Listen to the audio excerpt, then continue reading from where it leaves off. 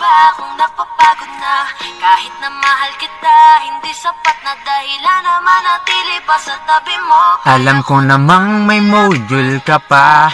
Kung ako sa'yo, tapusin mo na. Baka merong dumating na iba. Sabihin mo na, sana lahat ay ginawa mo na. At di alam ang uunahin mo. Alam ko na kailangan mo ng sasagot sa module mo.